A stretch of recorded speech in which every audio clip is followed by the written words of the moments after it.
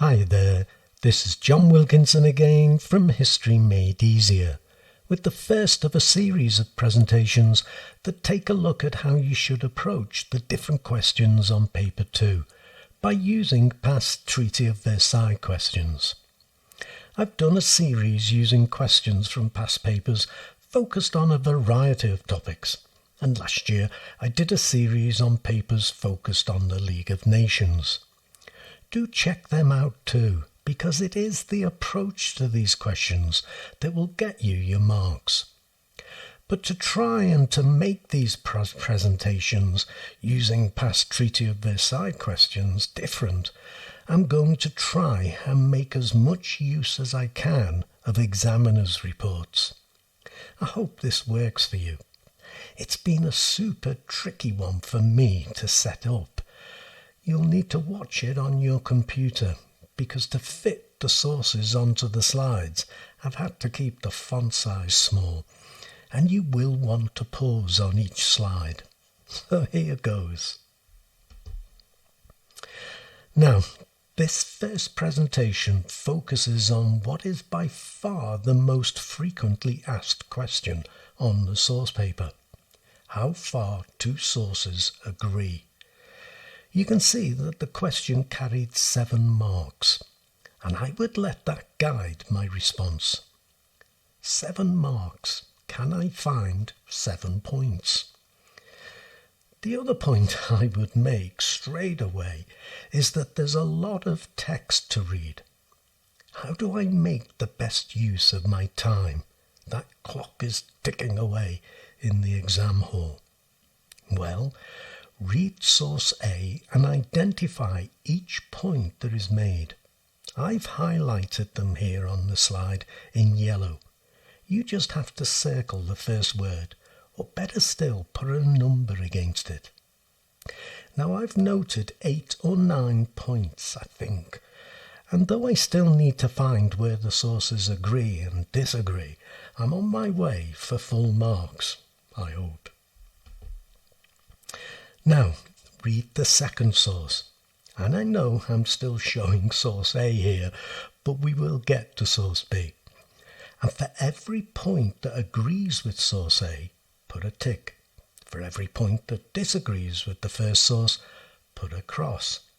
I haven't got the skills to do that on my computer, so I'm showing you the points that I agree again in yellow, that I think agree again in yellow. And I've numbered them. And as you'll see, I've done it on both sources. Again, you'll see there are plenty to work with. 6 in total, though you won't need to use all of them. Germany didn't like the treaty. The treaty was not too harsh, or it was fair. Germany lost territory. Germany came out of it stronger. The British thought it was too harsh, or they were sympathetic towards Germany, and it was not actually the terms of the treaty that were the real problem. Now here's the second source. Don't forget to pause, by the way. And I should say I've numbered the points as they appear in source A. I might not address them in that order in my answer, but you don't have to worry so much about a coherent answer. Just make sure you make enough relevant points and refer to the sources. Now, I have to say the disagreements were trickier to spot, and the examiner's report comments on this. This is what it says.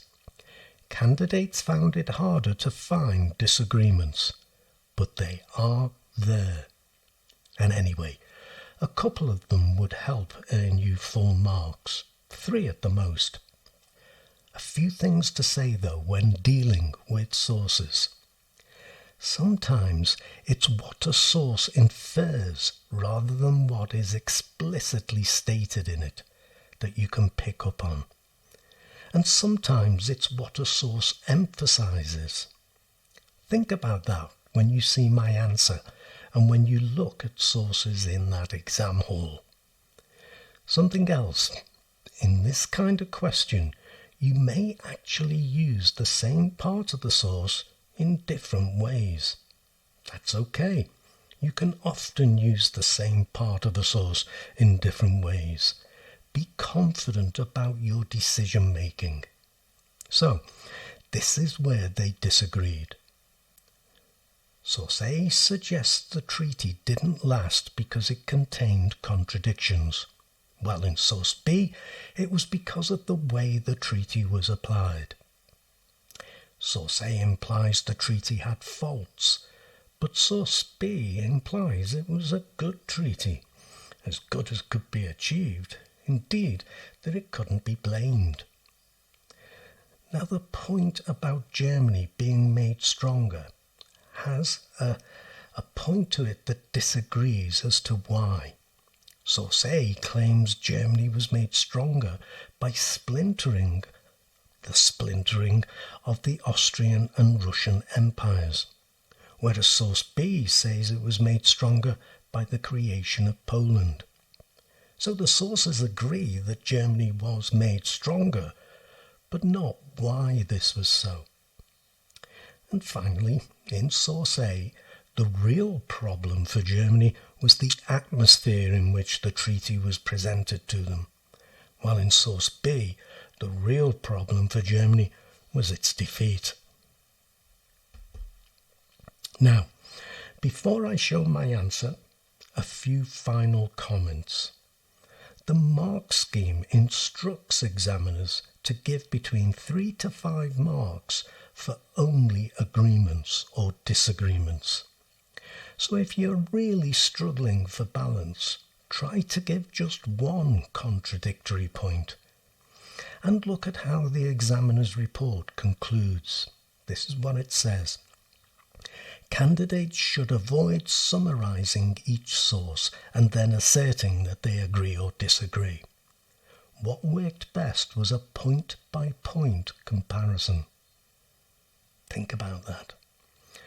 And that's what I'll do in my answer. A simple point-by-point comparison.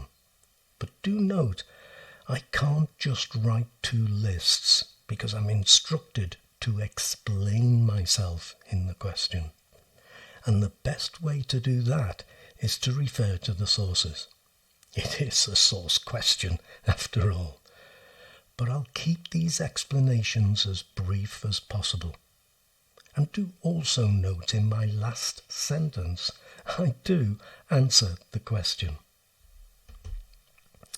So, here's my written answer. I will not use everything I've raised in the previous slides. It's not necessary for full marks, which is just as well because I wouldn't have time in the exam. But that only serves to show there's plenty of stuff in these sources for you to use. Here's my answer. Both sources make clear that Germany didn't like the treaty.